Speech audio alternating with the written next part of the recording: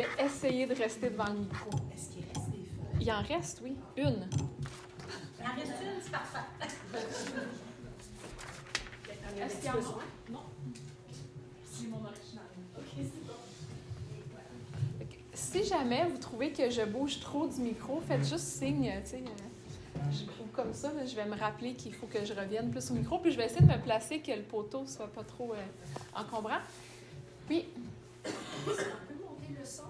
du micro, Ben oui, peut-être. C'est parce Ça qu'elle sent parle bien. pas assez. il faut que je m'approche plus. Attends, je vais le monter un peu, comme ça. Ça, c'est mieux? OK, je vais essayer de... Ah ouais, c'est mieux. Ah! D'habitude, je demande un micro-casque, comme ça, je peux bouger. Mais là, je me sens... Il faut que je reste à ma place. C'est bon. Fait que je me présente vite vite. Je m'appelle Anne-Marie. J'ai grandi sur la Rive-Sud. Je viens de Chambly, fait que de pas très loin. Puis c'est pour ça que je connais des gens d'ici, parce qu'on vient d'une petite église. Fait que des fois, je venais ici à la jeunesse pour voir un peu plus de monde. Mais je suis sur la Rive-Nord depuis maintenant 21 ans, parce qu'en se mariant, qui prend mari, prend pays. Fait que j'ai déménagé sur la Rive-Nord. Mais j'ai toujours eu à cœur d'encourager les gens avec la parole de Dieu. J'ai le privilège que mes parents, ils sont devenus chrétiens quand j'étais un bébé. Puis je me rappelle l'école du dimanche, grandir dans les histoires. Puis tu sais, on n'a pas une vie comme ça. Ce serait le fun avec les émotions aussi, que ça soit très stable. Mais j'ai vraiment vu Dieu agir, surtout au travers de différentes choses que j'ai vécues au secondaire qui étaient plus difficiles. Puis à ce moment-là, je me rappelle, j'ai fait comme « Ah, mais je ne peux pas garder ça pour moi. » Je ne suis pas la meilleure dans l'évangélisation, mais dans donner soif de retourner lire sa parole, j'espère que oui. Puis j'espère vraiment qu'aujourd'hui et vos autres rencontres que vous allez avoir, les émotions, ça soit juste un outil pour vraiment connaître Dieu plus. Parce que c'est ça notre privilège. On le connaît, le Sauveur, on le connaît, le Seigneur, on le sait c'est quoi la portée éternelle. Fait que ça ne soit pas le sujet central, les émotions, mais que ça soit un outil pour continuer de découvrir Dieu. Fait que je vais essayer de faire ça avec vous aujourd'hui, d'introduire le sujet, de vous mettre un peu la table pour que vous puissiez continuer d'y penser. Fait que justement, en parlant de table, vous avez tous devant vous une feuille avec 6 ronds.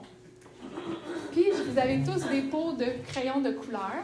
Je n'ai pas fait l'éventail des couleurs. Fait que vous pouvez vous lever et aller chercher si vous ne trouvez pas que la bonne couleur. Mais j'aimerais que du côté droit, là, si vous voulez mélanger la droite et la gauche, c'est pas grave. Okay? D'un côté, mettez 3 émotions que vous vivez d'une façon semi-régulière puis que vous trouvez agréable. Vous pouvez écrire juste le nom ou vous pouvez choisir une couleur qui représente cette émotion-là. Ça n'a pas besoin d'être en lien avec le film. Okay? Qu'est-ce que vous trouvez? Fait que 3 émotions que vous trouvez agréables. Fait qu'allez-y, avec vos crayons, choisissez vos couleurs. 3 émotions que vous avez vécues dans le dernier mois, la dernière année, puis que vous avez trouvées agréables. On nomme l'émotion. Je peux nommer des idées, mais cherchez un peu avant. Oui, vous pouvez écrire le nom de l'émotion. Fait que, par exemple, habituellement, on aime bien ressentir de la joie. Fait que s'il y en a d'entre vous qui aimez, qui avez ressenti de la joie, vous pouvez écrire joie, puis vous pouvez choisir la couleur que vous voulez l'écrire. Si vous n'en trouvez pas 3, c'est pas grave, OK? C'est juste une activité. Il n'y a pas de points, il n'y a pas de tirage. Non, j'ai essayé de trouver un livre à faire tirer, mais il ne m'en restait plus.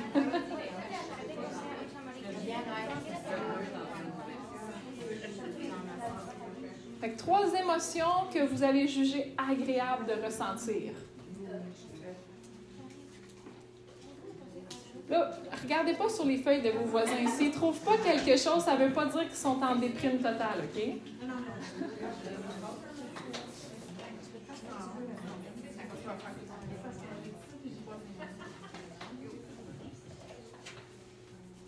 Dans l'autre colonne, là, je vois que la majorité ont écrit quelque chose.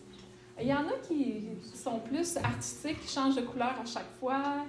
Il y en a qui prennent juste une couleur. Dans l'autre colonne, 3 émotions, parce qu'il y a 3 ronds, mais si c'est juste un, c'est juste un, que vous avez trouvé désagréable de ressentir. Très général. Dans la vie, la colonne. Si c'est plus proche d'aujourd'hui, c'est mieux, mais 3 émotions que vous n'aimez pas ressentir. Je ne suis pas exigeante dans mes trucs, là.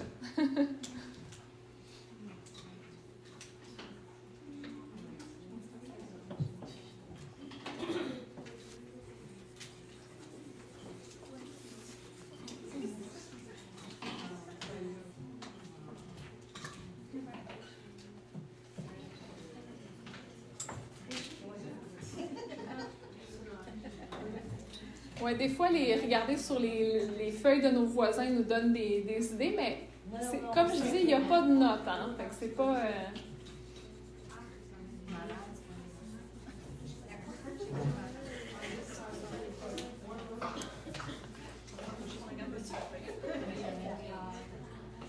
Là, j'entends déjà des réflexions, tu sais, de est-ce que c'est vraiment une émotion?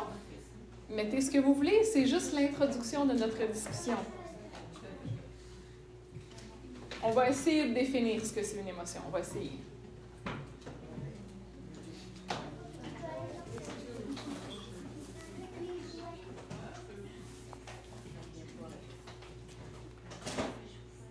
Là, je vais vous demander une autre chose maintenant.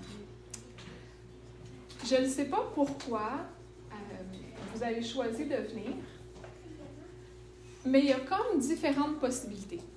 Fait que peut-être que vous êtes une personne qui vivait des émotions très, très, très intensément, toujours comme un livre ouvert, tout le monde sait comment vous vous ressentez.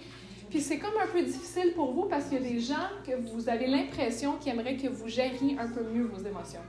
Ou tu sais, la fameuse phrase « Ah, t'es dans ta semaine ». C'est comme si, bien, vu que j'ai une excuse ou une raison, bien, je ne vais pas écouter les émotions qui prennent la place. Peut-être qu'au contraire, vous, les émotions, c'est très privé, très petit, très secret. Mais que vous avez quelqu'un dans votre vie qui les vit grands comme ça, puis vous faites comme « C'est moi le problème ou c'est l'autre? » Puis peut-être que vos émotions sont très équilibrées, puis vous faites comme « Ah ben, je suis intéressée d'être entre femmes, fait que je vais vivre. » Ou ça peut être autre chose. Mais on voit déjà que la part aux émotions est très large. Puis il y a des périodes dans notre vie qui sont aussi différentes. Justement, je disais tantôt à table que moi, depuis quelques mois, je ne sais pas pourquoi, là, mais il me semble que mon niveau d'eau dans mon corps est plus haut que ma normale, puis je pleure super facilement. Est-ce que j'ai un débalancement hormonal? Peut-être. Est-ce que c'est juste que je suis plus fatiguée? Peut-être. Est-ce que c'est parce que j'ai grandi en empathie puis en compassion, puis les choses me touchent plus? Peut-être. Tout ce que je sais, c'est qu'il faut que j'apprenne à vivre avec comment je suis aujourd'hui. J'ai pas trouvé, j'aimerais ça, mais j'ai pas trouvé de switch. Tu sais, un interrupteur qui varierait l'intensité de mes émotions ou de temps en temps les mettrait à on puis off, là. Fait que si jamais vous savez où c'est dans votre propre corps, vous viendrez me voir à la fin, j'aimerais vraiment le savoir. Mais habituellement, c'est ça, c'est au complet, hein, il faut fermer. Fait que habituellement, on se retrouve avec une panoplie. La raison pourquoi je vous ai encouragé à prendre des couleurs, c'est que justement, nos émotions, il y a quelque chose de beau. Moi, j'aime énormément les couleurs en ce moment dehors. On vit au Québec, puis on est content des couleurs de l'automne. Mais les émotions, c'est un peu ça aussi. Ça met de la couleur dans nos journées. C'est pas la seule chose que ça fait. Mais si vous retenez aujourd'hui qu'il y a quelque chose de beau dans les émotions, on a déjà gagné quelque chose. Okay? Donc, la prochaine chose que je vais vous demander sur vos feuilles, c'est de mettre, là, vous pouvez l'écrire en tout petit parce que vous ne voulez pas faire d'erreur, admettons, là, mais mettez quelque part dans votre cercle si vous pensez que c'est une bonne émotion ou une mauvaise, ou on ne le sait pas, on met un point d'interrogation. Est-ce que les émotions dans les deux colonnes, vous pensez que c'est bon, c'est mauvais? Puis là, je parle devant Dieu. Est-ce que c'est bon, c'est mauvais?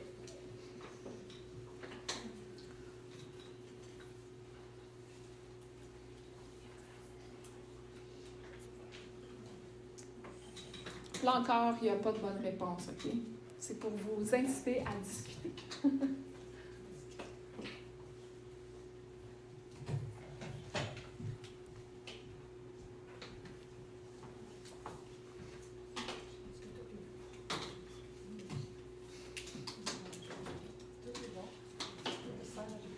Moi, là, je suis comme un peu curieuse, OK? Est-ce qu'il y en a qui aimeraient partager une des émotions agréables qu'ils ont mis sur leur feuille?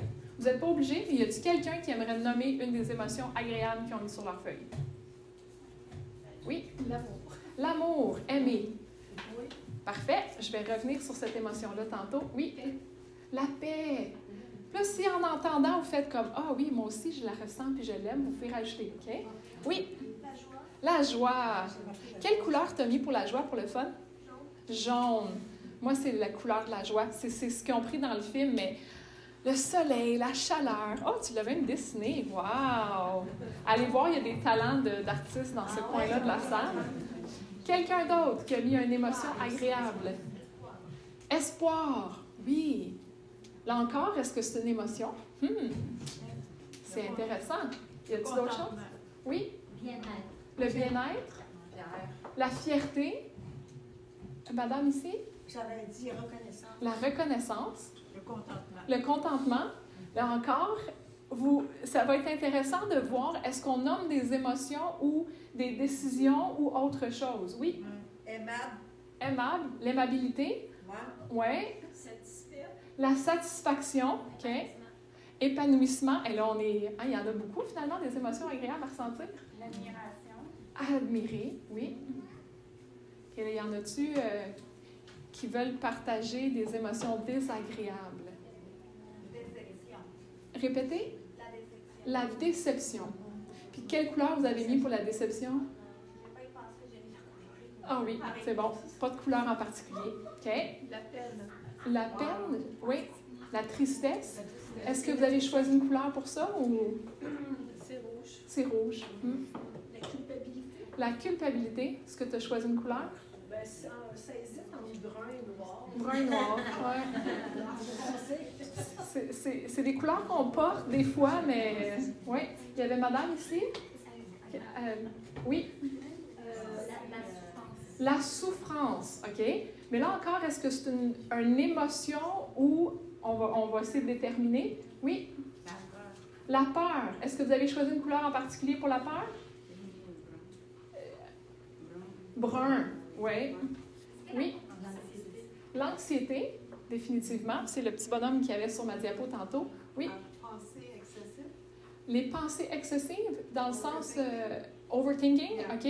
Oui, fait qu'une pensée intrusive ou encore une pensée excessive. Là encore, est-ce que c'est une émotion ou est-ce que ça amène une émotion? Puis là, il y avait quelqu'un d'autre? La confusion, oui. J'avais dit la colère. La colère, avez-vous choisi une couleur pour la colère? Rouge. C'est rouge, hein? On voit rouge, c'est même une expression. Oui, Oui, c'est rouge. la Rouge. rougeur. Oui, devenir rouge. Ah, OK. La honte. Est-ce que ça pourrait être la honte ou la gêne? Fait que là, je vais juste reprendre toutes vos informations, puis on remarque déjà qu'il y a des mots qui sont dits, qu'on n'est pas sûr si c'est dans le bloc émotion. Puis je vais prendre par exemple la rougeur, si c'est pas dans un bloc d'une réaction corporelle, donc physiologique, à une émotion. Fait que je vais vous donner comme exemple pleurer. Quelle est la raison numéro 1 pour laquelle on pleure habituellement? La tristesse. La tristesse. Mais est-ce que à chaque fois que quelqu'un pleure, l'émotion qui est perçue ou ressentie, c'est la tristesse? Pourquoi on peut pleurer de joie? Est-ce qu'on peut juste pleurer de trop plein? OK, phew. Je pensais que j'étais la seule. Est-ce qu'on peut pleurer parce qu'on est ému de quelque chose profondément? Quand on trouve quelque chose de beau puis que ça vient nous chercher? Oui. Fait que là, on voit que la réaction corporelle d'une émotion ne détermine pas nécessairement l'émotion. Fait que quelqu'un qui devient rouge, d'habitude, ce serait quoi? La gêne. La gêne, la honte, La colère. la colère, Il y en a que c'est le stress. le stress. Est-ce que ça pourrait être la chaleur, qui n'est même pas émotive?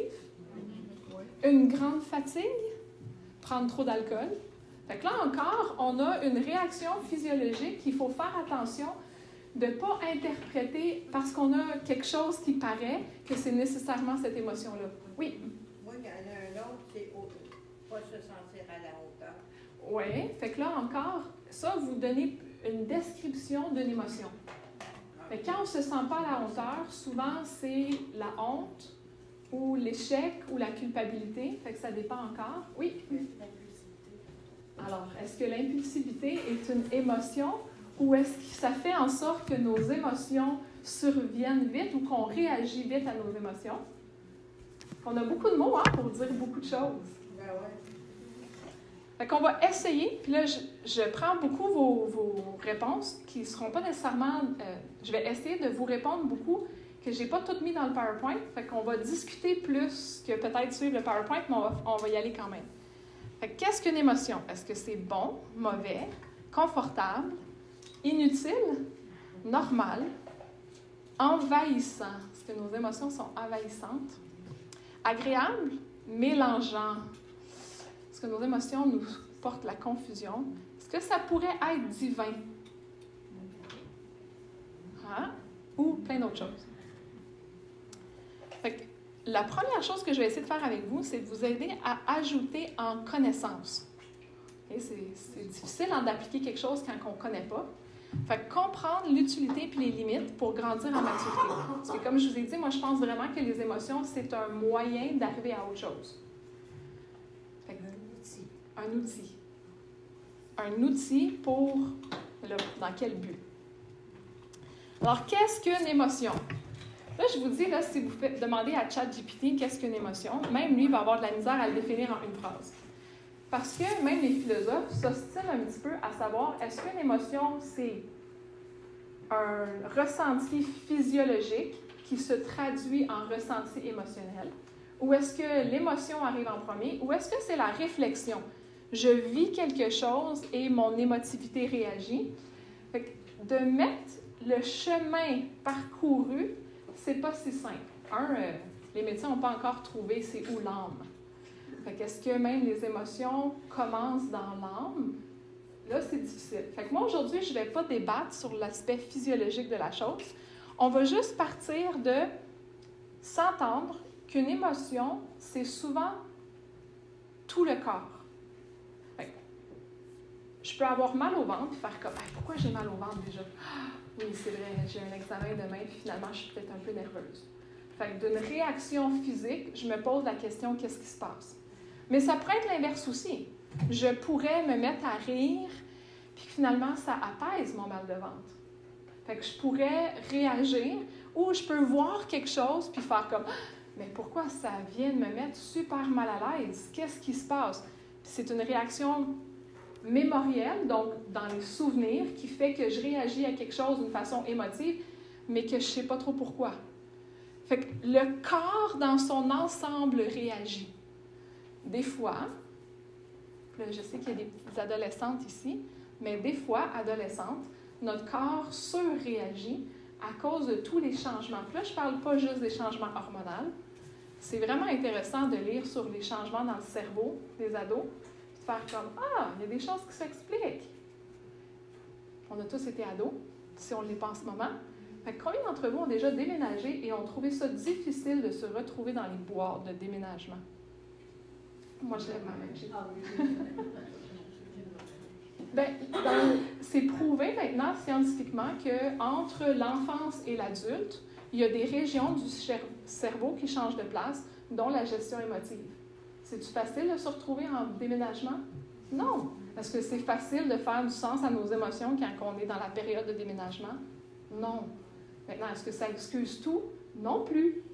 Fait que comment on va équilibrer de dire, OK, mais si mon corps peut réagir à une situation puis avoir une réaction émotive, puis que c'est pas juste ma tête, bien, est-ce que je le contrôle?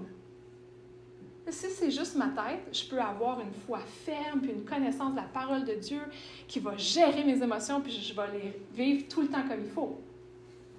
C'est plus compliqué que ça, parce que je viens de vous dire que notre mémoire peut même réagir à un événement d'une façon émotive, puis des fois on fait comme « mais je comprends pas ». Moi, je vous dis, de temps en temps, ça m'arrive, surtout si je suis fatiguée. Fatiguée, ça amplifie tout. Mais je deviens nerveuse si je dois poser une question dans un cours. J'ai aucune idée pourquoi. Puis j'aime poser des questions. Fait que je devrais être habituée. Mais j'ai quelque chose d'enregistré quelque part qui fait « Oh, poser une question, c'est gênant ». Puis j'ai pas vécu de l'intimidation de mes professeurs à l'école pour être gênée de poser des questions. Pour vrai, j'ai aucune idée c'est quoi.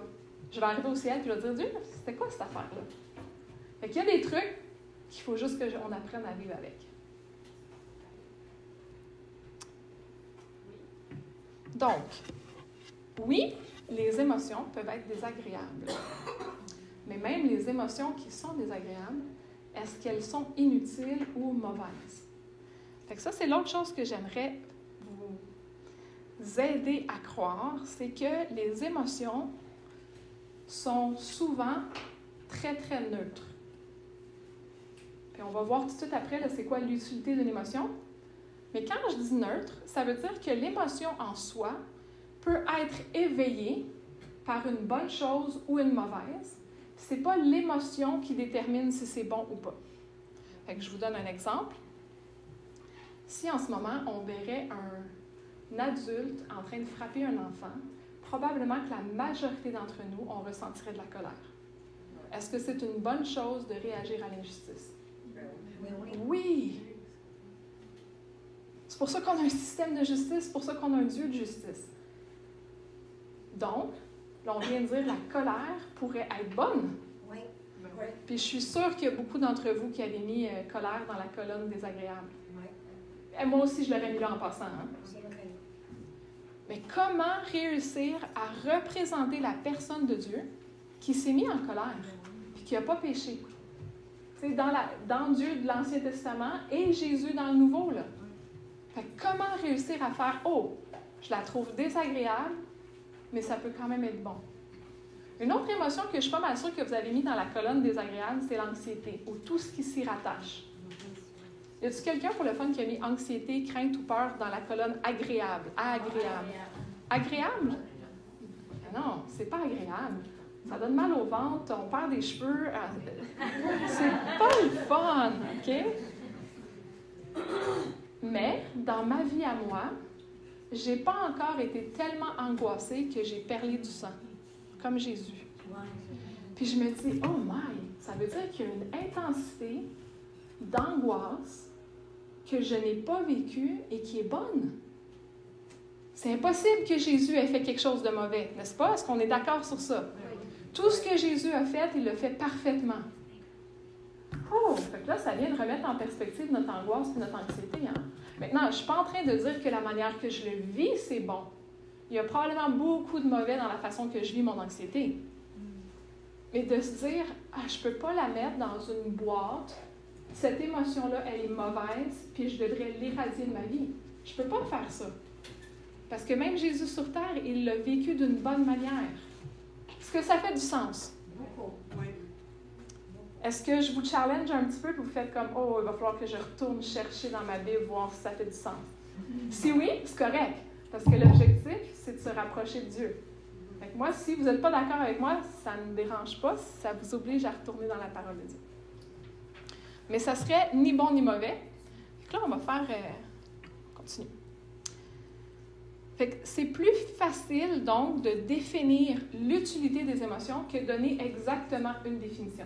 Mais quand même, on va en donner une petite. Il faut que ça reste au niveau des ressentis. Fait que tantôt, là, dans tout ce que vous avez écrit sur vos feuilles, il faut quand même que ça soit quelque chose qu'on ressent. Fait que je pense que c'est vous qui avez nommé l'amour. L'amour est définitivement quelque chose qu'on ressent. Ceux d'entre vous qui avez des petits bébés ou des enfants, voir leur sourire nous apporte beaucoup de joie et d'amour. On le ressent. Je ne sais pas où, là, tu sais, je pointe le ventre parce qu'on parle des papillons au ventre, on parle une chaleur à la poitrine. Tu sais, il y a quelque chose là, de beau. La même chose, là, de voir mon mari ému la journée de notre mariage. Tu sais. J'avais beaucoup d'amour envers lui.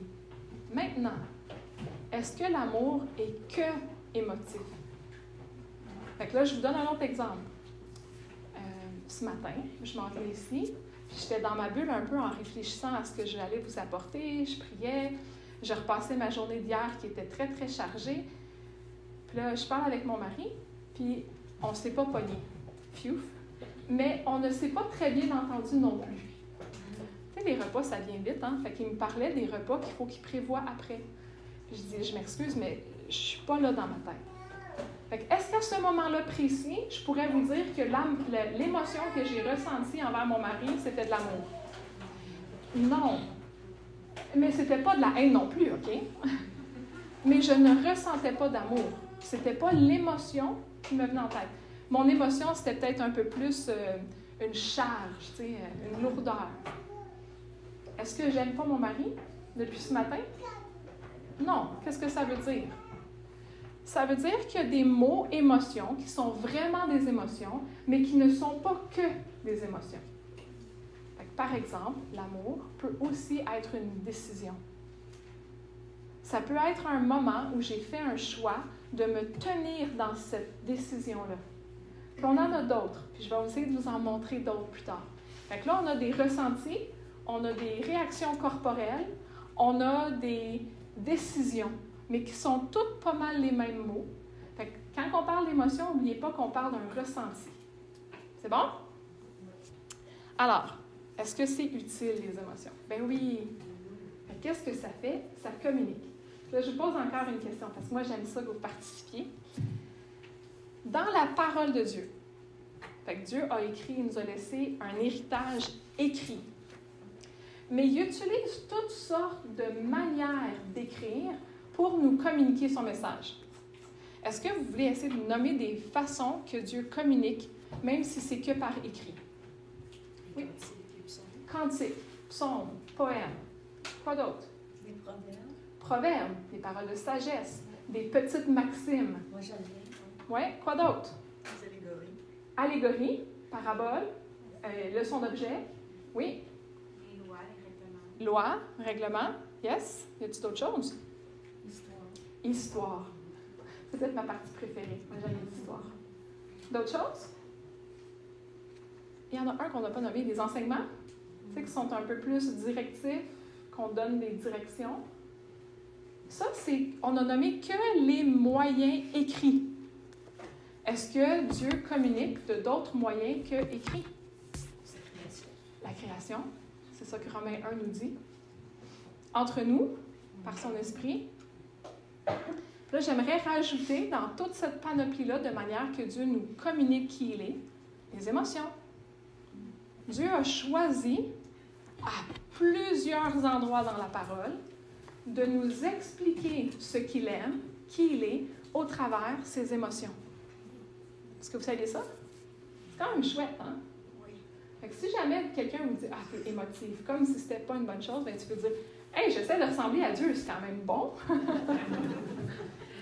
Mais Fait que- ça donne la réponse, c'est une bonne réponse. Puis Dieu, en plus, c'est le fun parce qu'on le sait que s'il les a vécus, c'était d'une manière parfaite. Fait que quelle émotion on a de Dieu dans la Bible? Dieu, Jésus, quelle émotion? Quand? Avez-vous une idée? Quand il est avec les enfants l'aiment, puis pas... C'est pas écrit qu'il ressent de la joie. Fait que là, c'est difficile aussi parce qu'on conclut des fois des choses. Ouais. Mais là, si on se tient juste à ce qui est écrit, Ah, pardon. Il y a compassion. Compassion. Les gens sont malades. Puis tout ça. définitivement dans les évangiles, compassion. Ouais, compassion. Colère. Avec quelques renversés, tables. Oui, on va arriver aux tables bientôt, mais dans l'Ancien Testament, c'est écrit, surtout dans les prophètes, que Dieu s'est mis en colère. Ah oui, oui. Y a-t-il d'autres choses? La jalousie. Hey, on ne l'a pas nommé, là, mais juste pour le fun. Est-ce que jalousie, on mettrait ça dans bonne ou mauvaise émotion? Mauvaise. Mais là, on vient de dire, hey, Jésus est un Dieu jaloux. Ouf! Fait que c'est bon ou mauvais, la jalousie? C'est bon! On n'a pas le choix, OK? Dès que c'est Dieu, ça n'a pas le choix d'être dans la colonne bon. Maintenant, je vais juste faire une petite distinction dans la définition du mot jalousie et envie. Ici au Québec, puis en francophonie, on utilise la jalousie pour dire qu'on est envieux de quelque chose. Selon ma définition biblique de la jalousie, c'est la perception à tort ou à raison de perdre quelque chose qui m'appartient exclusivement. Dieu a racheté son peuple. Le peuple d'Israël et l'Église lui appartient exclusivement. Il peut être un Dieu jaloux de dire « Vous êtes à moi, allez pas regarder ailleurs. » Puis c'est pour ça qu'il compare tellement sa relation avec la relation d'un mariage. Si mon mari se met à regarder ailleurs, je pourrais être jalouse de la bonne manière. Parce qu'il m'appartient exclusivement dans notre alliance de mariage. Maintenant, être envieux, ça, c'est pas pareil. De désirer quelque chose que je n'ai pas pour être joyeux. La convoitise. Convoitise, exactement. Ça, c'est pas la même chose. Est-ce que Dieu est envieux? Mais non, il a toujours tout ce qu'il faut. Il est pleinement bien dans lui-même. Encore là, je ne suis pas surprise qu'on a dit que jalousie, c'était pas bon. Puis j'ai pas encore trouvé quand est-ce que l'envie serait bonne. À moins que tu n'es pas croyant et que tu envies les croyants. peut-être là, que ça pourrait de dire « Ah, je veux ce qu'ils ont vu que c'est Dieu. » Mais fait qu'il y a des émotions qu'on peut se dire « Ah, ils sont plus souvent dans la catégorie pas bonne à cause de ce que ça montre de notre cœur. » Mais ça communique des choses. Fait que petit exercice. Sur vos tables, vous avez une feuille qui est recto verso. Prenez le côté qui a presque rien d'écrit.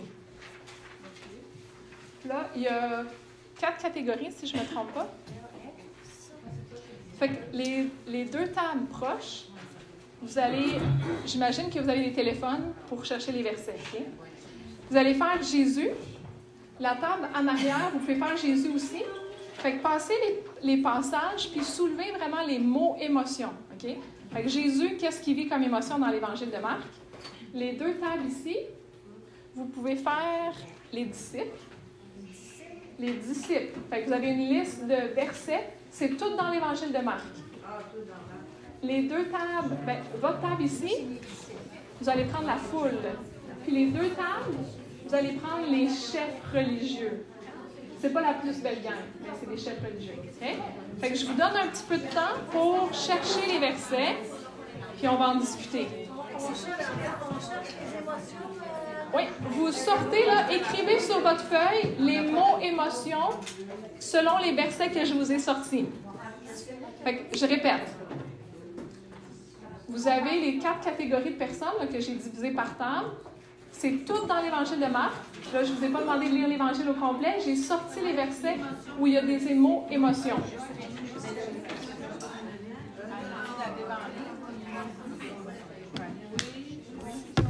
Je peux prêter ma Bible aussi s'il faut.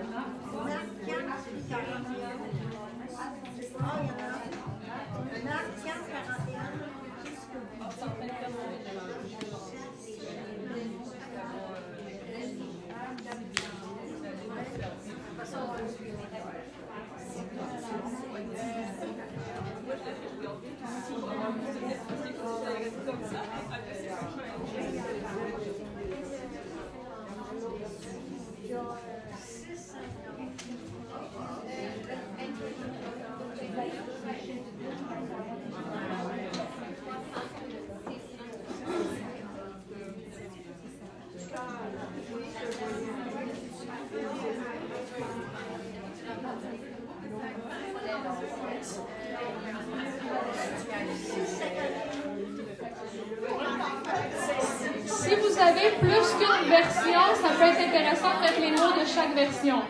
Si vous avez plus qu'une version de Bible à votre table, ça peut être intéressant de mettre les différences entre les mots émotions.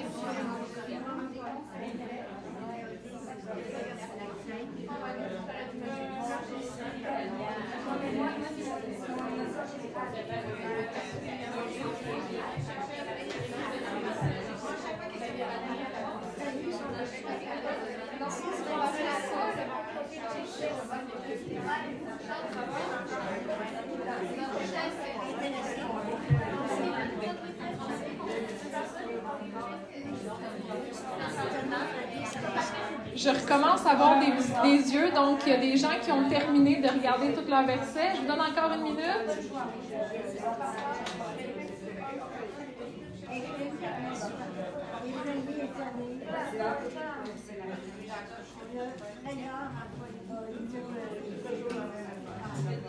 Lui, il a avec moi. Il Il n'y avait pas. Non, mais c'est ça. Ah, c'est vraiment intéressant, ça. On oublie que c'est pas mauvais, mais qu'il faut l'analyser. Mais c'est parce que on se dit que c'est mauvais. Bon, tout le monde, on va recommencer, sinon on va manquer de temps. Alors, l'évangile de Marc est la plus courte des 4 évangiles. C'est aussi l'évangile dans lequel on a l'impression que Jésus est toujours à la course. Aussitôt, il s'en va là-bas, puis aussitôt, il s'en va là-bas. Puis moi, je trouve ça intéressant de voir qu'un homme qui écrit l'évangile, Marc, prend le temps de rajouter des émotions. Okay? Fait que déjà, en partant, des fois, on se dit « Ah, les hommes, ils n'en vivent pas tant. » Bien, il semble que Marc était capable d'en nommer, au moins quelques-unes. Et c'est intéressant parce que vous allez voir qu'en faisant la liste par personne, Marc choisit quand même de nous communiquer qui sont ces gens-là. Fait que là, ici, vous aviez la table Jésus. Est-ce que vous voulez juste lire les émotions que ça a sorties? N'importe qui. Nous, on a marqué compassion, indigné, tristesse, affliction, inquiétude, accablé, ému, frayeur, angoisse, tristesse à en mourir. Ah, fait que Jésus, il en a vécu beaucoup, hein? Puis je vais revenir sur la compassion parce que c'est quand même l'émotion que, là, ça c'est l'évangile de Marc, mais si on voit la vie de Jésus, puis là on ferait des pourcentages, c'est le fun de faire des maths, on verrait que la compassion a quand même marqué son ministère aussi. Mais Jésus, qui est parfait, il en a vécu beaucoup. Fait qu'on voit déjà qu'on apprend plein de choses sur lui juste en se concentrant sur l'émotion. Est-ce que ça serait suffisant pour le connaître entièrement? Non. Une chance, on a toute la Bible. Mais c'est quand même intéressant. Le deuxième groupe, les disciples. Vous? Oui? Nous, on a frayeur, affolé plusieurs fois, étonné plusieurs fois, effrayé, la peur. C'est pas mal la peur. Oui, fait que les disciples sont peinturés, sont décrits comme des peureux dans l'évangile de Marc. C'est ça, c'est des fou, hein? mais je me sens moins coupable d'avoir peur. Exactement. Quand on descend la liste, est-ce que vous aviez similaire? Ça doit être les mots. C'est étonnant. Étonnement. Puis étonné, c'est pas nécessairement la peur. Si on peut être étonné d'une bonne nouvelle, mais c'est pas loin habituellement de quelque chose qui nous choque. Oui? C'est quand même étonnant que ceux qui ont été 3 ans avec Jésus aient vécu tant de peur alors que c'était le Créateur Tout-Puissant. Ouais. C'était là avec eux. Mais puis là, on pourrait ajouter que si on faisait l'exégèse de tous ces versets-là, il y a des moments où les disciples sont effrayés de la grandeur. Puis là, on pourrait avoir toute une discussion sur la crainte de l'Éternel qui serait super intéressante. Dans le choix de mots, pourquoi est-ce que Dieu veut qu'on le craigne, puis qu'est-ce que ça apporte physiologiquement, cette crainte-là de l'Éternel, qui n'est pas « j'ai peur, je me cache, je me sens alourdi, j'ai une lourdeur ». Mais quand même, si on fait, là, puis moi je vous dis, là, je ne vous ai pas donné ce devoir-là sans l'avoir lu dans sa totalité, c'est vrai que les disciples sont vus comme des peureux. Puis Jésus leur dit « Hey, mais je suis au milieu de vous ». Maintenant, la foule. Qui avait la foule? Vous? Oui, allez-y. On a écrit dans l'étonnement, ébahi, déconcerté, plaisir vif. Donc, ils sont impressionnés. Ils font comme « Ah, Jésus! » Puis là encore, on n'apprend pas juste quelque chose de la foule, on apprend quelque chose sur Jésus dans les émotions de la foule, de faire « Cet homme-là, il est comme... » Et quand est-ce qu'on prend le temps de ressentir cette émotion-là pour Jésus? Qui est vraiment émerveillant, glorieux, qui est beau. Fait que la foule, qui sont très, très nombreux, on peut quand même apprendre qu'est-ce qu'ils vivaient à ce moment-là quand ils voyaient Jésus par leurs émotions. Et les chefs religieux, qui veut parler dans les 2 tables. Allez-y. Oui, les chapitres 11 et verset 18, on voit qu'ils ont la crainte de Dieu. La crainte. À cause de la crainte de Dieu, ils ont voulu le faire périr. À cause de la crainte de Jésus, Oui. et ce que Jésus faisait, ils ont décidé de... Ils craignent, puis là, je vais juste faire attention de dire, c'est pas la crainte de l'Éternel comme dans Proverbes. Ils craignent Jésus, Ils craignent Jésus. qui ne pensent pas qu'il est Dieu. Oui. Fait que c'est pas qu'ils craignent l'Éternel, mais ils ont peur de l'autorité que Jésus est en train de prendre. Puis les prochains, Il y a encore de la crainte Encore. des hommes. des hommes, la crainte des hommes. De la réaction que les hommes allaient avoir quand ils allaient faire périr Oui. Jésus. Donc là, la crainte change on va dire, de place. Oui. Et Jésus qui craignait là, maintenant, il craigne les hommes. Oui. C'est bon. Puis il y en a un dernier. La joie. Ah. Mais il m'aura- Attends, juste avant que vous répondiez, puis là, les deux tables, vous ne pouvez pas répondre. Est-ce que la joie est habituellement agréable et bon? Oui. Pourquoi les chefs religieux ressentent la joie? Parce qu'ils ont fini, ils pensent avoir fini avec Jésus. Ils viennent de tuer Jésus. Est-ce qu'on est supposé ressentir la joie quand on vient de tuer un ennemi? Non. Il me semble que les lois 101 de l'humanité, c'est que même quand on tue quelqu'un, on ne devrait pas en ressentir la joie. Fait que là, je vous ai montré juste par l'Évangile de Marc tout ce qu'on peut apprendre, puis encore de revenir à... Bon, si on se met dans leurs souliers, ils pensaient vraiment qu'ils venaient tuer quelqu'un d'épouvantable, qui blasphémait le nom de Dieu.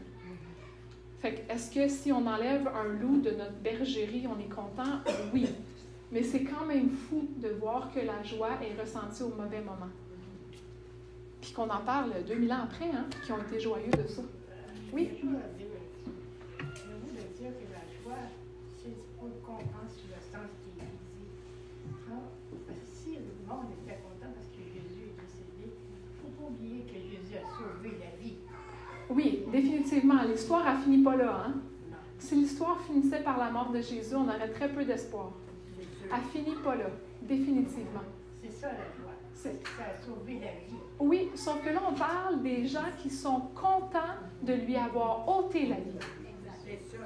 Donc, les chefs religieux sont contents d'avoir réussi à se défaire de leur ennemi. Mais ceux qui sont innocents, qui ne savent pas. Oui, là, c'est pas la même Ils chose. sont contents Fait que- de l'avoir sauvé, mais qui s'est fait. Oui. Leur soit pas dit. Moi, je peux être très pleine de joie pour le salut que Jésus m'offre.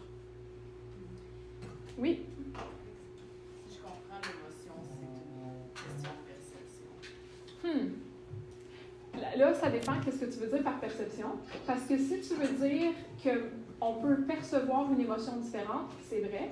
Si tu veux dire que dans notre perception de l'émotion, il faut faire attention à ce qui est derrière, c'est aussi vrai. Je ne sais pas dans quel sens tu le mettais. Ben, mettons, dans le sens qu'ils ressentent une joie d'avoir tué Jésus, mais c'est juste leur perception de ressentir cette joie-là due à la situation. OK.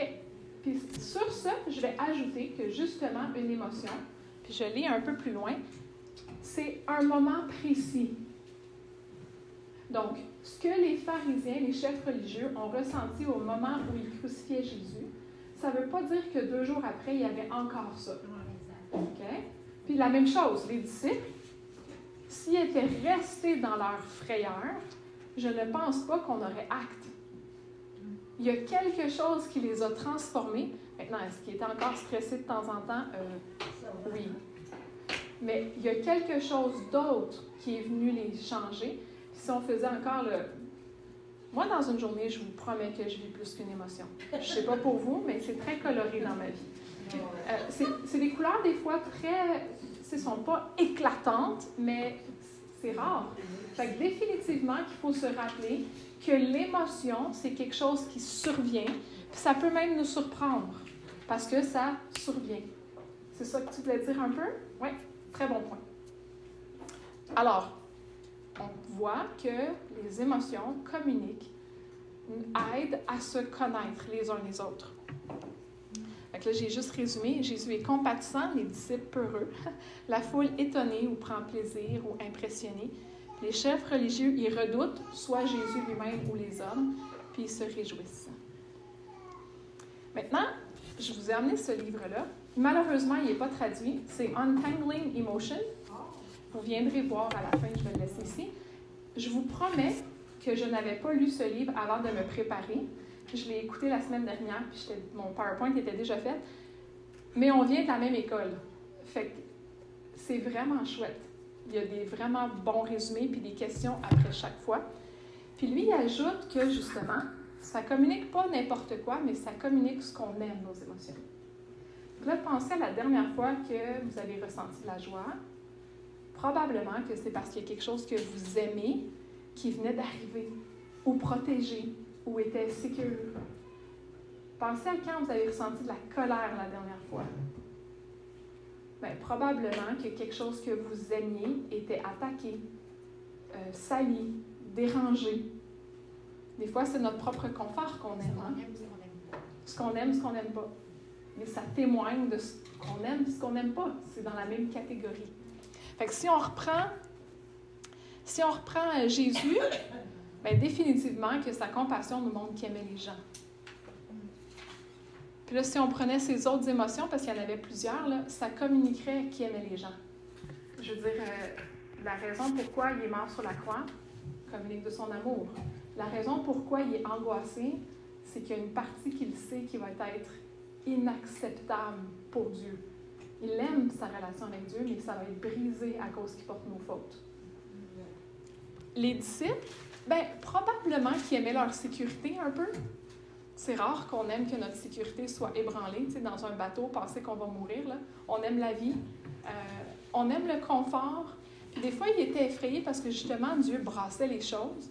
Puis il y a quand même un risque. Là. Il ne faut pas oublier que les Romains sont quand même les chefs qui dirigent. Fait que d'avoir un Juif qui parle bien, qui pourrait renverser le système gouvernemental, c'est insécurisant aussi. La foule, ben, peut-être qu'elle aimait son bien-être, suivre un gars qui guérit tes parents, ta propre maladie, qui te nourrit, c'est quand même chouette. C'est quand même... Puis il ne faut pas oublier que l'autorité dans laquelle Dieu enseignait faisait du bien aux gens aussi. Puis les chefs religieux, ben, peut-être qu'ils aimaient leur propre autorité, puis qu'ils ne voulaient pas que ça soit ébranlé. Là, je vais dans les peut-être parce que ça, c'est pas écrit. Il faudra avoir une discussion avec eux pour le valider. Mais on peut comprendre ce qu'ils aiment au travers de cette analyse-là. Fait que, qu'est-ce que ça nous aide, nous? Bien, moi, j'espère que vos émotions, puis les émotions que Dieu a, vont vous aider à apprendre à connaître Dieu, à apprendre ce qu'il aime. Mais entre nous aussi, récemment, j'ai vu une dame qui s'est écroulée en pleurs. Ça m'a vraiment fait mal parce que la personne qui l'accompagnait n'a même pas bronché de son fauteuil. J'étais ouf! Ça a communiqué les deux personnes. Une profonde souffrance puis un détachement. Les émotions communiquent. Quelques jours après, j'ai vu similaire. Puis l'époux, je lui ai dit, mais il s'est levé puis il a serré sa femme dans ses bras puis il a dit, c'est épouvantable ce qu'on t'a fait. Ah, deux réactions émotionnelles complètement différentes. Mais ça témoigne de qui on est. Maintenant, il faut faire attention, parce que des fois, on s'arrête à l'émotion. Fait que là, comme j'ai dit, moi, si je me mets à pleurer, vous ne savez pas si je pleure du premier monsieur qui n'a rien fait ou du deuxième qui a super bien agi. Je pleure un peu les deux en même temps. Mais on pourrait faire « Ah, moi, quand je pleure, c'était l'affaire », puis là, venir mettre une étiquette, puis pas chercher plus loin ce que ça communique. Fait que moi, je vous encourage à ne pas arrêter au monde émotif, mais questionner un peu plus. Il y a une exception là-dessus. Ceux qui ont des ados, les ados vont vivre des émotions comme ça, puis ils n'ont aucune idée des fois pourquoi, puis les questionner rajoute à l'anxiété. Je ne dis pas qu'il ne faut pas discuter avec eux, OK? Mais des fois, c'est compliqué. C'est vrai que c'est compliqué des fois. Moi, j'ai des ados à la maison, puis je vous dis, des fois, je me dis, notre pasteur Louis Bourque disait ça dans le temps, faites juste aller vous coucher, puis on en parlera demain. C'est vrai. Fait qu'il y a des intensités. Puis écoute, j'ai une amie, elle s'est fait poser un nouveau stérilet avec hormones. Puis ça n'a pas fonctionné. Là. Ses émotions étaient incontrôlables. Puis fait qu'il y a des choses, hein, qui c'est juste dire, OK, il faut que j'attende que ça passe. Les gens qui changent de médicaments, probablement Suzy que tu pourrais en témoigner mieux que moi, mais il y a une période d'adaptation qui ça peut dérégler un paquet de choses émotifs. Tu dis, mais j'ai rien fait, puis je fais attention de dormir, puis fait que des fois, ça dépasse. Puis moi, je sais que des fois, mon mari me demande, mais explique-moi ce qu'il y a, puis je dis, pas là, c'est pas le bon moment. C'est correct aussi. Fait que c'est bon de ne pas conclure, mais si la personne n'est pas prête à en parler, il faut donner l'espace. Et ça m'aide à me comprendre moi-même. Puis justement, chapitre par chapitre dans celui-là, il va prendre le temps. C'est beaucoup ce qu'on fait nous autres aussi en counseling, de dire, OK, qu'est-ce qui est arrivé? Il est arrivé une situation X, j'ai réagi. Puis là, on décortique, on pose des questions pour savoir qu'est-ce qu'il y avait en arrière de l'émotion, pour me connaître moi-même, qu'est-ce que j'aime. Puis ça mène souvent à la repentance, de dire « Oh, j'ai aimé quelque chose beaucoup plus que Dieu à ce moment-là précis. » Oui? C'est parce que tu as parlé que parfois, ton conjoint, mettons, il te demande qu'est-ce qui s'est passé. Mais moi, ce que je trouve épouvantablement difficile, ça peut être n'importe qui autre. Je ne le sais pas. Ouais. Tu sais, je ne suis pas capable de le mettre. Le pourquoi ça a déclenché, c'est à ce moment-là que je dois rechercher plus. Puis c'est là que je dis qu'il y a des moments où on doit questionner. Parce que ça révèle souvent ce que j'aime. Donc, c'est ça question. Oui, se questionner soi-même, puis des fois, on peut avoir quelqu'un qui nous aide à se questionner. Oui. C'est pas tout le temps facile de rentrer en soi-même et avoir une très bonne introspection, là. Puis c'est pour ça que je dis, en counseling, évaluer les émotions, puis qu'est-ce qu'ils ont dans le corps, tu sais, pourquoi ils sont là, c'est quelque chose qu'on fait souvent. Parce que c'est dur de le faire avec nous-mêmes.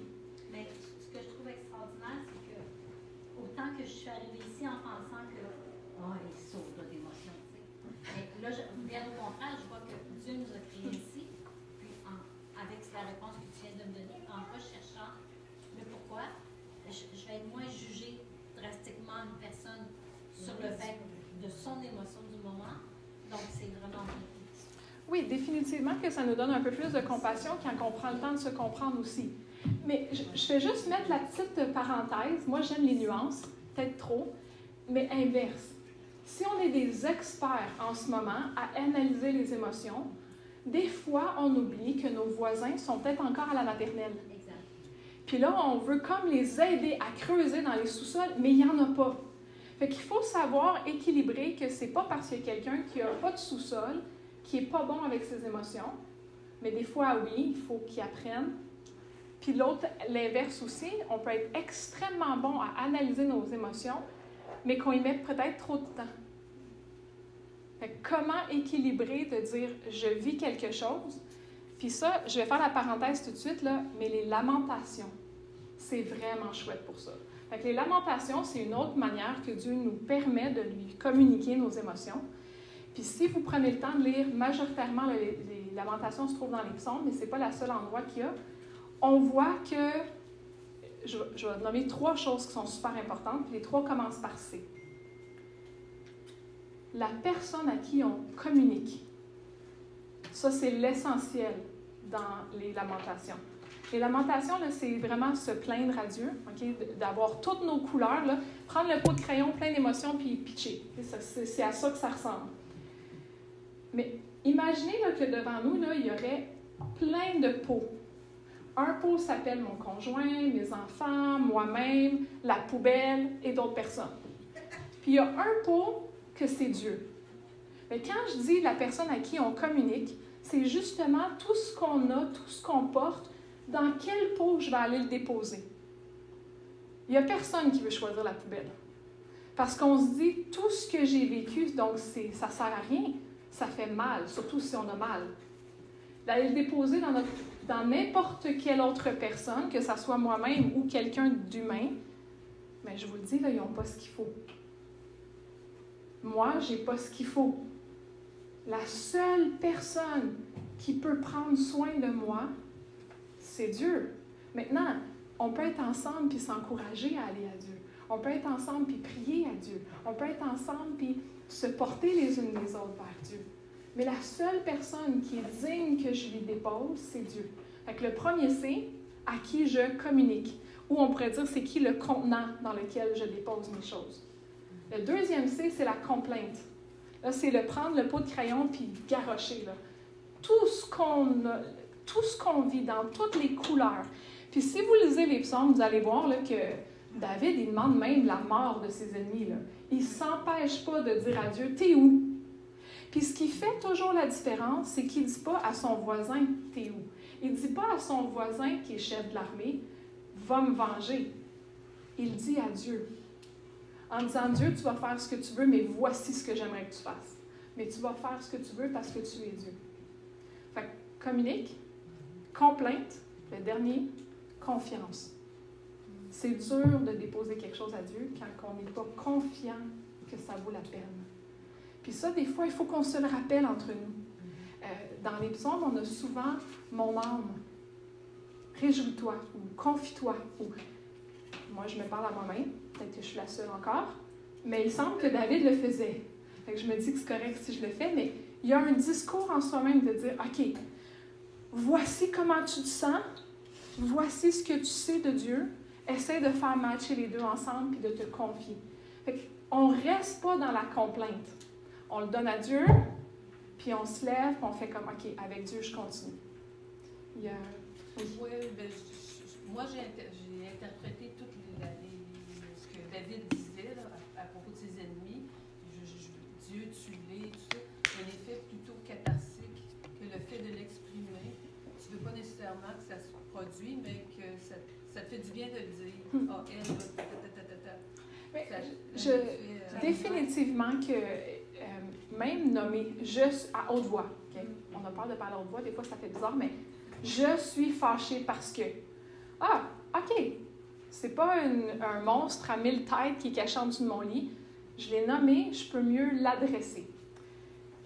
Je veux quand même dire que on n'ose pas beaucoup, à cause du fameux verset « Aimez vos ennemis », on n'ose pas beaucoup souhaiter le malheur de nos ennemis. Fait que c'est là encore qu'il y a une différence de dire à son chef de l'armée « Il m'a fait injustice, je veux que tu le saches pour aller me venger », puis le dire à Dieu. Parce que Dieu nous dit qu'il est le juste juge. Et un jour, il y a des gens qui vont périr. Puis si Dieu, on lui enlève sa justice, même vous et moi, là, on va trouver ça épouvantable. Parce qu'il y a des choses qui nous font épouvantablement mal, puis on est content qu'il y ait quelque chose qui paye. Maintenant, c'est épouvantablement beau de savoir que c'est Jésus qui paye pour un paquet d'entre nous.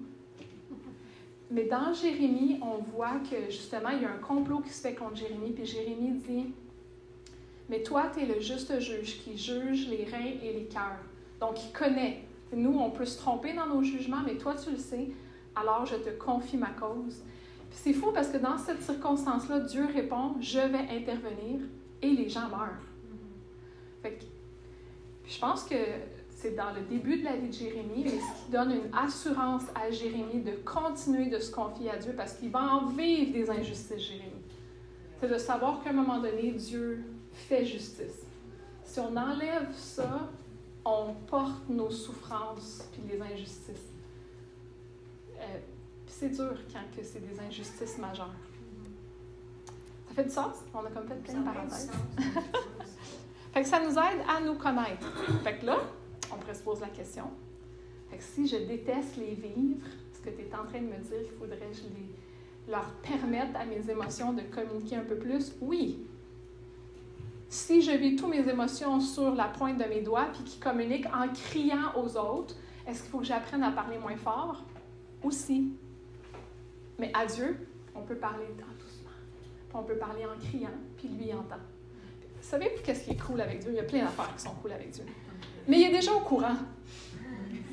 Il est déjà au courant, là. C'est pas quand je lui dis « Ah, je suis fâchée » que tout à coup, il fait comme « Ah, je ne le savais pas ». Non, il est déjà au courant. C'est pour ça que j'aime le pot, parce que lui, il sait déjà. Mais moi, je fais le choix de lui confier. C'est ça qui est beau. C'est ça de dire « Je le garde pas, puis je te le donne ». Parce que lui, il le sait déjà. Alors, je vais vous faire un petit chemin des émotions. Parce que ça, c'est le défi. Okay? Là, on a parlé de l'utilité. Là, je vais mettre les limites. Sur Terre, maintenant, je ne sais pas à quoi vont ressembler nos émotions au ciel. Est-ce qu'il va juste rester de l'émerveillement, puis de la crainte, mais la bonne? Je ne sais pas. Définitivement qu'il n'y aura plus de colère parce qu'il n'y aura plus d'injustice. Mais en ce moment, nos émotions, je l'ai dit, ils surviennent. Et souvent, on peut les laisser se développer puis que ça finisse par toucher notre humeur. Fait que là, si je donne des mots, je pourrais être en colère puis d'une humeur pleine d'amertume. Ça persiste. Puis ça finit par changer ma perception du moment. Puis là, je ne sais pas quel est votre avis sur les souvenirs, mais moi, je vous promets que nos souvenirs sont toujours affectés. Il y a plein de recherches que même si on est 5, là, toute la table et moi, on voit un accident, ça se peut qu'on n'ait pas exactement le même rapport à faire à la police. Pourtant, on l'a vu, puis notre rapport est fait tout dans les 5 minutes suivant l'accident. Notre mémoire est affectée par beaucoup, dont notre imagination. Mais c'est la même chose avec nos émotions. Ça change ma perception. Fait que je vous donne un exemple. C'est jamais arrivé. C'est fictif. Pour de vrai, là. Je le dis comme si c'était sarcastique, mais je rentre à la maison, les mains pleines de sacs d'épicerie, je m'enfarge dans les souliers de mes enfants, puis je me mets à leur crier plein de bêtises parce qu'ils n'ont pas rangé leurs souliers. Mais ça, c'était le matin, finalement, juste avant de partir travailler. Mais toute la journée, je me dis « Ah, ils ne ramassent pas. Ah oui, puis c'est vrai, ils n'ont pas fait la vaisselle. » Puis là, je change d'une émotion qui est venue rapidement, je la nourris, puis finalement, je rentre à la maison le soir, puis mes enfants, c'est des bons à rien qui ne m'aiment vraiment pas. Est-ce que c'est vrai? Non. Mais est-ce que ma perception est tellement forte que je pense que c'est vrai? Oui. Puis si vous prenez le moindre temps là, dans les prochaines semaines à évaluer vos émotions, vous allez voir que ce terrain-là glissant est dans chacune d'entre nous. Il y a toujours un moment donné où je glisse, puis que finalement, je suis convaincue d'une vérité qui ne l'est peut-être pas. Dans les conflits de couple, on voit ça beaucoup. Là, les deux ont une perspective différente, puis ils ne s'entendent plus du tout sur le moment au milieu. Probablement que c'est vrai aussi avec les parents et les enfants, OK? Qu'est-ce qu'on peut faire avec ce chemin-là? Est-ce qu'on est perdu à obligé de dire « Ah, j'y arriverai jamais » ? Bien, non. C'est là que c'est quand même chouette de dire qu'on peut partir d'une vérité puis faire le chemin inverse. Maintenant, est-ce que c'est plus difficile? Définitivement. Mais je vais reprendre ma Bible.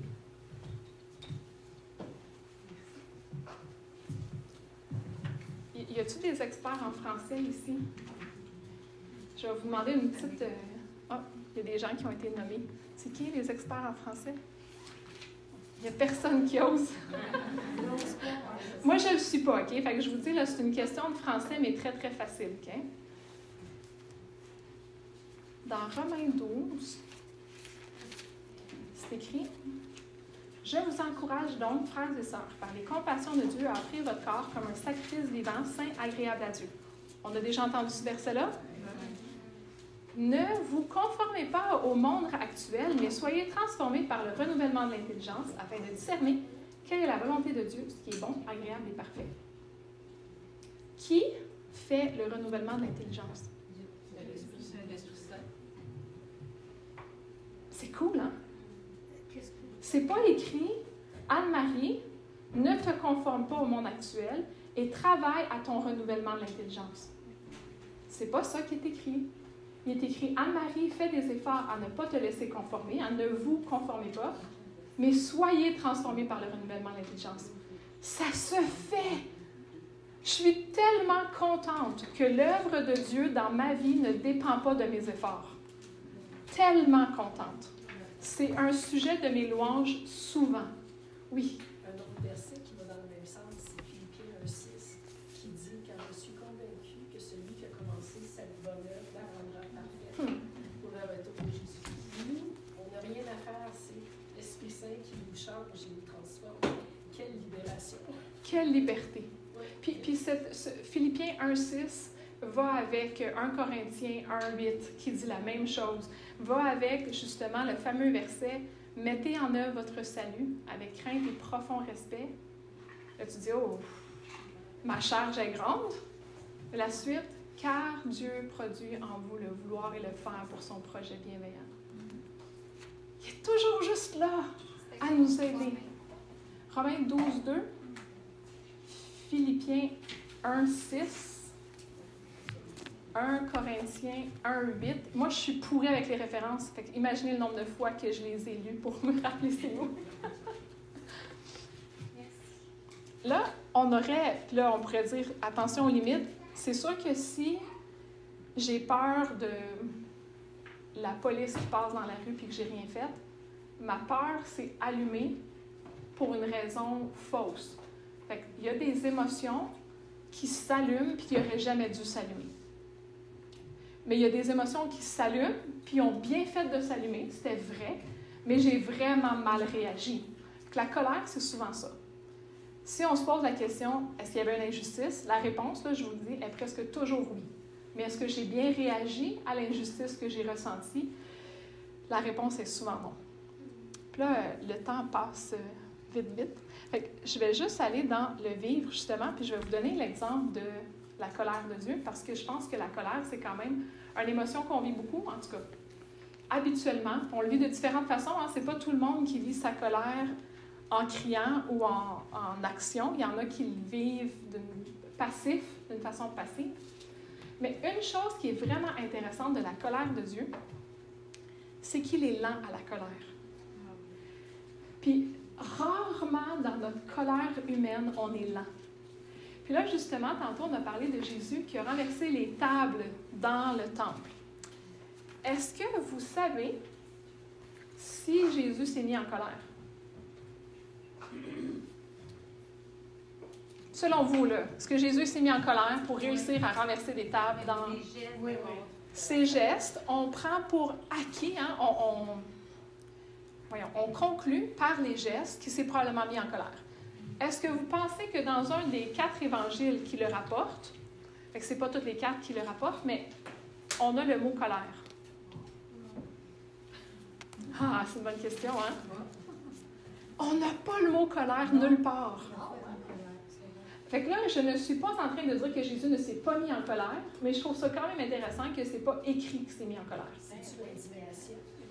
Peut-être, mais indignation puis colère, ça peut quand même être proche. Mais une chose qui est vraiment intéressante, si Jésus s'est mis en colère, okay, c'est dans Marc 11, le verset 11. Jésus entra à Jérusalem, se rendit au temple. Après avoir tout regardé autour de lui, comme il était déjà tard, il sortit pour aller à Béthanie avec les 12. Le lendemain, ça veut dire que Jésus est entré dans le temple. Il a vu les vendeurs et il n'a rien fait. Quand on dit qu'il est lent à la colère, ce n'est pas une colère impulsive. Si vous lisez le livre de Jérémie et que vous vous encerclez à chaque fois que Dieu se met en colère contre le peuple, vous allez voir que souvent, Dieu n'a même pas besoin de se mettre en colère. Le peuple d'Israël dit « On ne veut plus de toi ». Puis Dieu il dit « C'est correct, je vais m'en aller ». Puis juste le fait qu'il se recule, le peuple d'Israël a plein de conséquences. Mais des fois, ça dépasse les bornes puis il se met en colère. Mais c'est toutes des choses intéressantes. C'est le lendemain qui vient puis qui renverse les tables. Wow. Il y a eu un délai.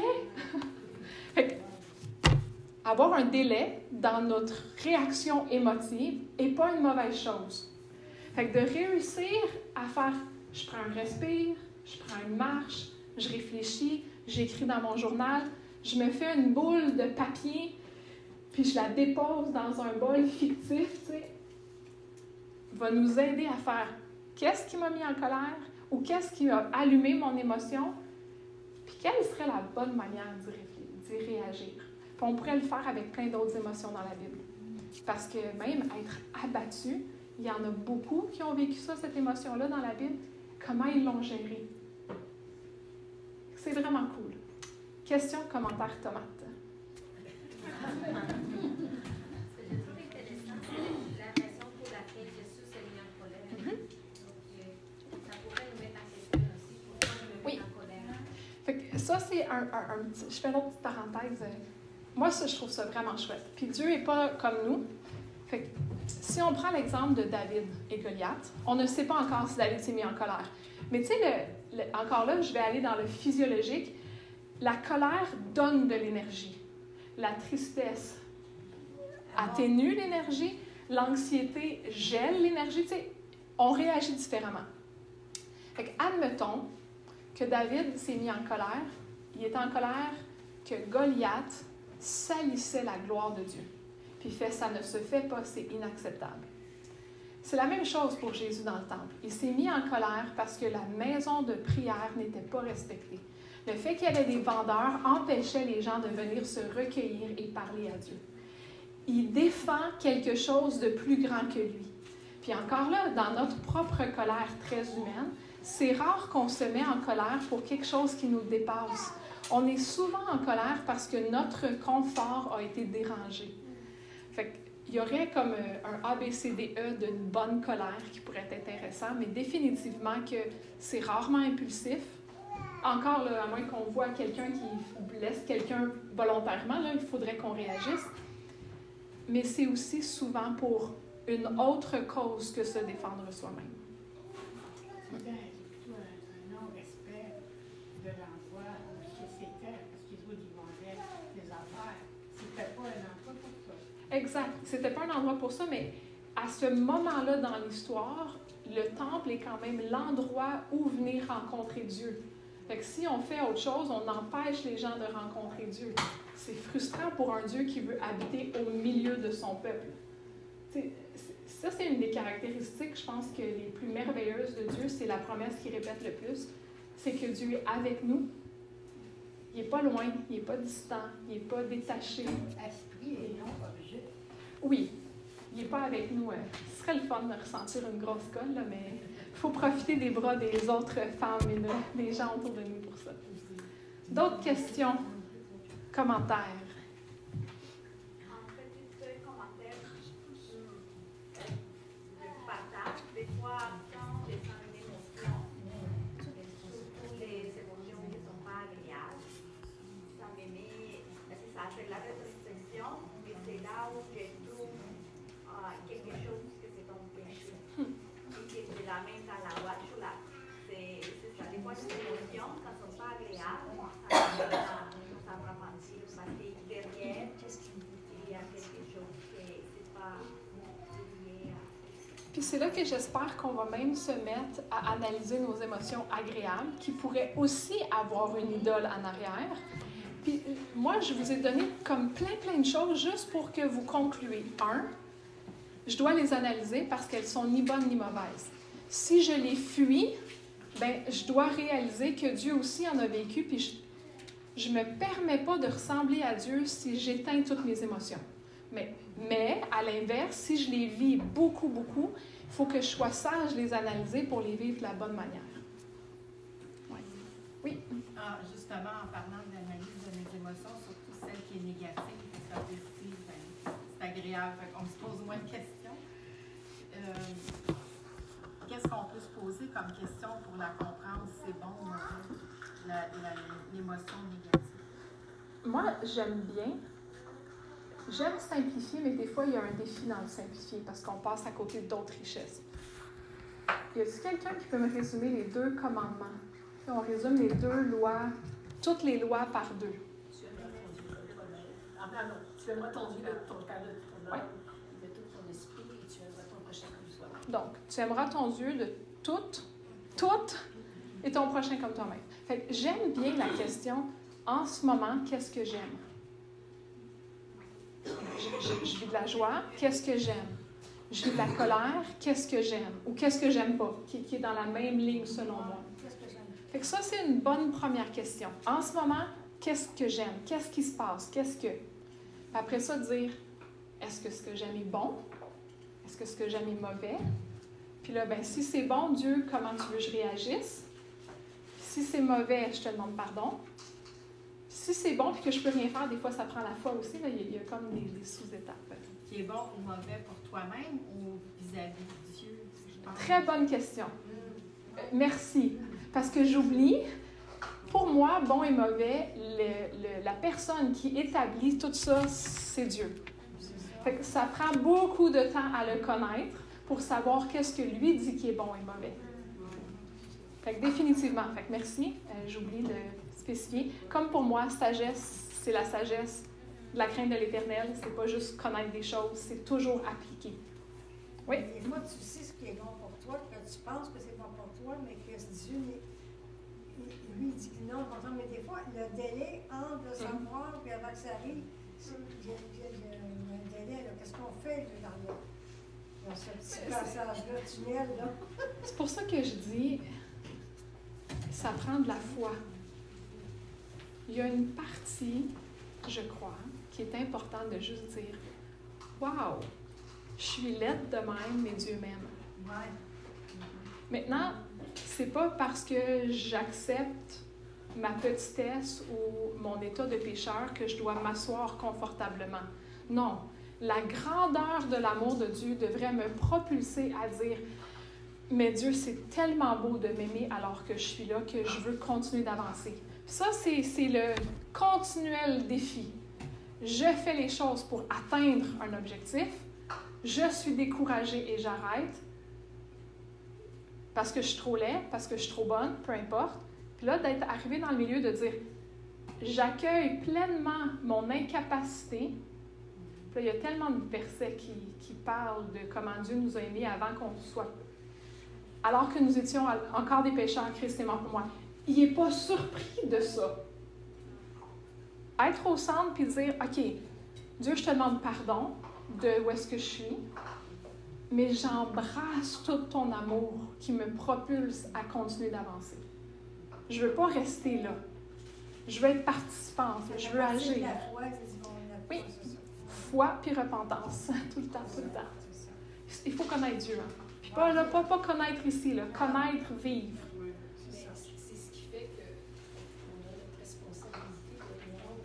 Parce que si je regarde la première année que Christ s'est fait connaître à moi, et maintenant, ben, tu sais, en 40 ans, il y a beaucoup de vérités qui se sont établies que je n'avais pas. Fait qu'il faut vraiment que je sois toujours à la recherche de connaître Dieu un petit peu plus, un petit peu plus, un petit peu plus. Et Dieu répond au centuple, la recherche. Mais la vérité, lui, devient comme un rocher, puis c'est à nous de persévérer à connaître Dieu, puis en tout cas. C'est comme une roue que c'est la poule ou l'œuf, là, on arrive. Mais c'est une roue qui doit continuellement être en mouvement. Je dois être responsable de mettre des efforts autant que je dois réaliser ce que Dieu fait dans ma vie. On a la responsabilité de connaître, mais une chance que Dieu se révèle. C'est toujours une roue en mouvement. Oui. Non, mais c'est parce que moi, ce que j'en conclus, si j'ai une émotion négative envers quelqu'un d'autre, là, j'en conclus qu'il faut que je l'aime, que j'aime l'autre, comme Dieu m'a demandé. Étape numéro 1, là, parler à Dieu. C'est ça. Puis si c'est une émotion envers toi-même négative, mais Dieu nous demande de l'aimer plus que nous-mêmes. Fait qu'en fait, ça revient à ça, il faut s'abandonner. Oui, puis c'est pour ça que je dis le contenant, là. Souvent, quand on a des pensées négatives avec quelqu'un d'autre, on s'en parle à soi-même ou on en parle à quelqu'un d'autre. La même chose, quand on a des pensées négatives sur nous-mêmes, on s'en parle à nous autres. Dieu, il dit, mais parle-moi-en, puis va chercher ce que moi je dis. C'est pour ça que je dis le petit chemin, là. Qu'est-ce que Dieu dit de moi? Pour que ça affecte mes émotions.